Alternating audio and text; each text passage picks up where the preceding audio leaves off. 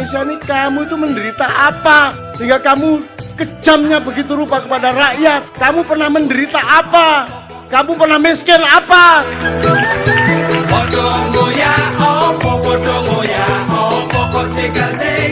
Saya tidak cemas dengan semua, katakanlah, momentum yang tidak bertemu, ada garis yang seharusnya resultan menjadi tidak segala macam. Saya tidak cemas dengan itu semua karena kita ini autopilotnya Allah. Kita ini dipiloti Allah. Dan termasuk Ma'iyah dan semua perjalanan Andre dengan saya ke Besakih, ke Kelungkung, ke macam-macam. Ke Keraton Solo, ke Kesultanan di Pontianak dan seterusnya, saya dikasih keris yang itu, bukan yang sana dan seterusnya. Saya tidak ada masalah dengan itu semua karena ada klausul perjanjian Hudaibiyah. Jadi ada saat-saat ada sesuatu yang menurut hitungan kita, karena mungkin kita ini masih berpikir garis atau bidang atau bangunan, kita belum bisa melihatnya secara ruang. Nah, saya tetap sangat percaya kepada ruangnya Allah SWT, tajallinya tadi. Jadi Andre tidak perlu menyesali sejumlah hal yang konslet atau apapun. Nah, aku ini optimis terus.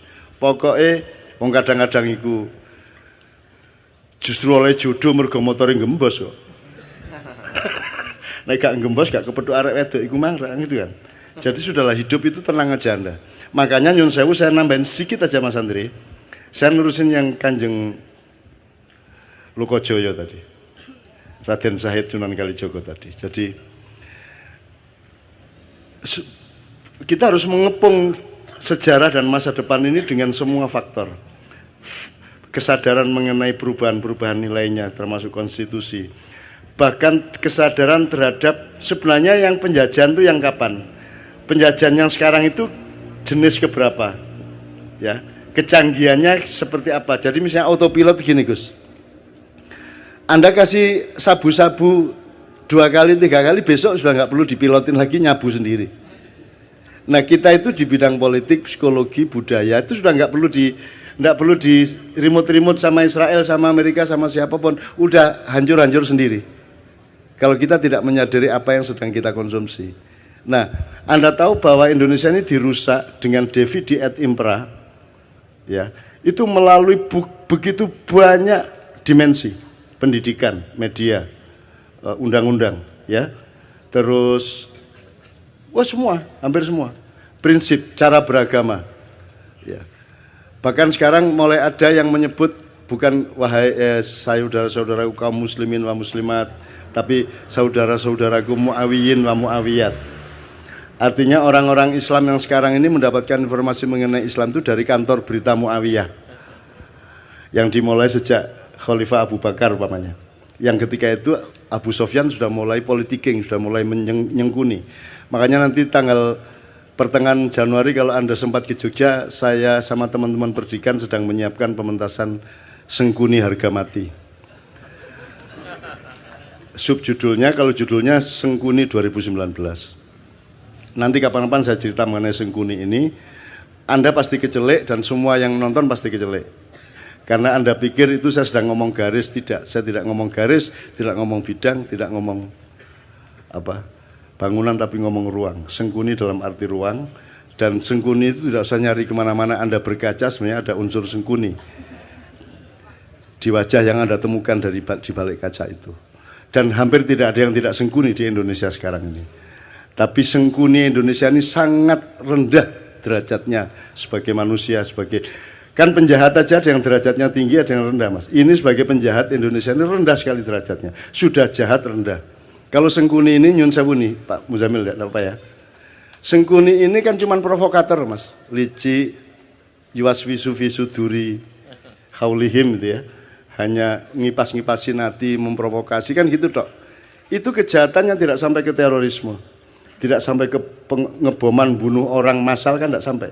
Tidak sampai ke Westerling, nggak sampai ke pembunuhan massal.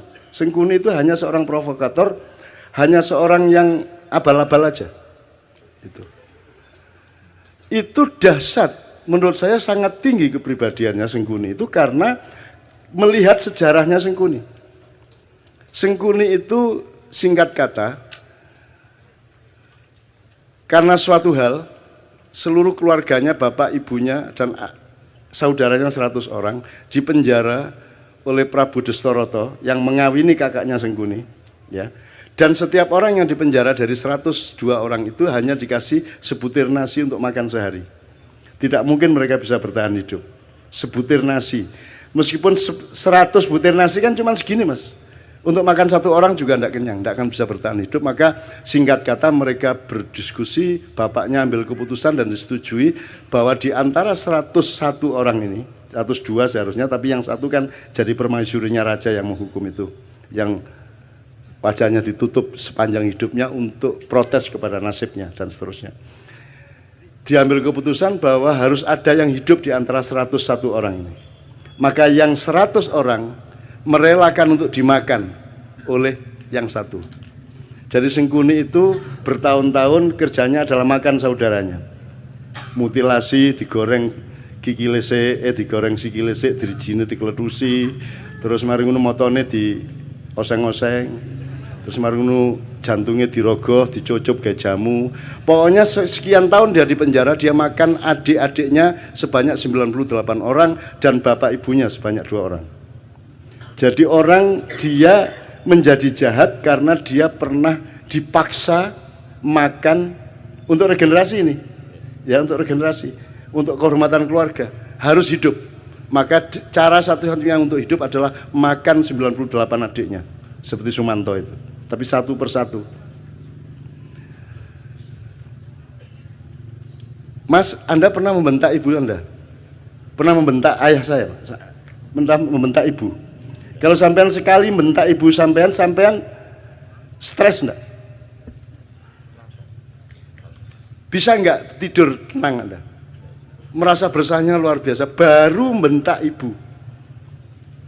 Ini makan ibunya, bapaknya dan adiknya 98 orang. Terpaksa dia makan. Menurut Anda itu kejahatan apa penderitaan? Penderitaan. Dan orang yang menderita harus makan saudaranya sendiri segitu banyak dan bapak ibunya. Kemudian hanya menjadi seorang provokator. Hanya menjadi seorang yang licik. Itu hebat enggak dia? Seharusnya Sengkuni menjadi teroris besar. Dia bunuh semua orang. Betul enggak? Harusnya dia obrak-abrik itu Astinapura, Indraprasta dan semuanya. Karena dia bermaksud baik, maunya Mbak Yunya itu kawin sama Pandu. Jadi, karena dia mempertimbangkan bibit, bebet, bobot. Perhitungannya sangat baik untuk berkeluarga. Tapi ternyata dia dikawini oleh kakaknya yang buta itu. Dan Sengkuni tidak setuju, kemudian tapi karena sudah keputusan bapaknya dan keluarga, akhirnya dia tetap setia mengawal Mbak Yunya menjadi permaisuri kerajaan Astinapura. Kerajaan Astinapura ini rajanya akhirnya tahu bahwa sebelum kawin sama dia, dulu Mbak Yunya ini dikawinin sama kambing. Kemudian begitu kawin, kambingnya dibunuh, disembelih. Kenapa dikawinkan sama kambing? Karena menurut perhitungan primbon, neptunya tidak cocok antara Mbak Yunya dengan suaminya. Untuk membatalkan hitungan angka tadi, ya, weton tadi, maka dia dijadikan janda, menjadi lain lagi hitungannya, menjadi sah, enggak apa-apa secara ilmu kriptologi namanya ya. Oke. Nah marahlah suaminya, loh ternyata saya ini kawin sama janda kambing. Marah dia, ditangkap semua, bapaknya Sengkuni, ibunya Sengkuni, adik-adiknya Sengkuni, 101 orang dikasih makan cuman sebutir beras satu orang. Akhirnya singkat kata Sengkuni makan itu dan kemudian dia menjadi seorang provokator, seorang yang licik, yang culas. Serakah enggak juga loh. Sengkuni korupsi boh? Enggak. Dia cuman ngesir satu yang namanya minyak tala itu toh. Dia rebutan minyak tala tumpah terus dia bergulung-gulung sehingga dia sakti, dia tidak bisa ditembus oleh senjata apapun karena badannya sudah berlumuran minyak tala, minyak kehidupan gitu ya. Bagaimana dia bisa mati? Semar yang ngasih tahu kepada Bima, mau Bima iku biyen pas gulung-gulung di lengo tolo iku silite gak kena. Jadi gulung-gulung kan tetap anusnya kan gak kena Mas, yang kena bokongnya tok ya. minyaknya tidak sampai masuk. Nah itu kan tidak kebal. Akhirnya sama Bimo pakai gugu pancanaga disogok silite, cet matek deh. Itu ya, hati-hati ya Mas ya.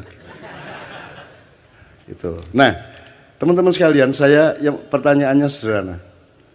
Kalian ini pemimpin-pemimpin Indonesia ini, yang mana yang tidak sengkuni? Terus kalian ini menjadi sengkuni atas penderitaan apa? Kamu pernah susah apa hidupmu? Kamu pernah tidak makan? Kamu pernah makan ibumu? Kamu pernah menderita sampai seperti itu? Kamu itu atas nama penderitaan yang bagaimana sehingga kamu jahat kepada rakyat itu? Apa alasan sejarahmu? Kalau sengkuni ada alasannya untuk jahat. Meskipun kejahatan dia tidak sepadan sama sekali dengan penderitaannya. Seharusnya orang macam Sengkuni yang makan 101 keluarganya sendiri, dia dalam tanda petik berhak untuk menjadi teroris besar. Kalau dia tidak kuat, dia akan gila atau dia bunuh diri. Tapi Sengkuni sangat kuat dan sangat arif sehingga dia hanya menjadi provokator. Sementara kita dipimpin oleh Sengkuni-Sengkuni yang tidak punya alasan sejarah untuk jahat kepada rakyatnya. Kamu pernah jahat apa? Kamu pernah menderita apa? Wong kami yang tidak pernah utang seperti anak-anak utang. Kamu tidak pernah kredit seperti mereka. Kamu lancar-lancar saja kok. Ya toh? Kamu juga anak orang yang tidak miskin, cukup kaya sehingga kamu bisa nyalon kok. Urusanmu sama uang-uang besar. Atas nama apa kamu jahat kepada rakyatmu? Apa alasan sejarahmu? Dijawab kalau Sengkuni KB. Itu loh Mas, jadi pentasnya itu soal itu. Ini apa toh? Allah mengatakan Allah tidak menyukai kata-kata yang diperjelas kejelekannya, ya. Apa? La yuhibbullahu al-jahra bisu'i minal qaul. Itu ya terjemahannya. Ya, terjemahannya. La yuhibbullahu al-jahra bisu'i minal qauli illa man zulim. Tidak, Allah tidak menyukai perkataan yang nyaring tentang keburukan kecuali orang yang didolimi. Jadi musuh, ya, boleh. Dendam, bagi orang yang didolimi. Bol kon niku gitu ya. Itu Allah tidak suka kecuali kamu dalam keadaan dianiaya. Jadi kalau dianiaya Allah membatalkan ketidaksukaan, ya wis rapopo wong menderita kok gitu loh. Itu hukum Allah loh. Nah ini Indonesia ini kamu itu menderita apa? Sehingga kamu kejamnya begitu rupa kepada rakyat. Kamu pernah menderita apa? Kamu pernah miskin apa? Karena kamu pernah puasa kayak apa? Kamu pernah tirakat apa? Kamu lancar-lancar semua kok. Kamu bisa membayar miliaran untuk jadi pejabat. Apa alasanmu untuk jahat kepada rakyat? Sengkuni saja tidak sejahat kamu, padahal dia penderitaannya ribuan kali lipat dibanding penderitaan hidupmu. Wahai seluruh rakyat Indonesia, aku nyatakan hari ini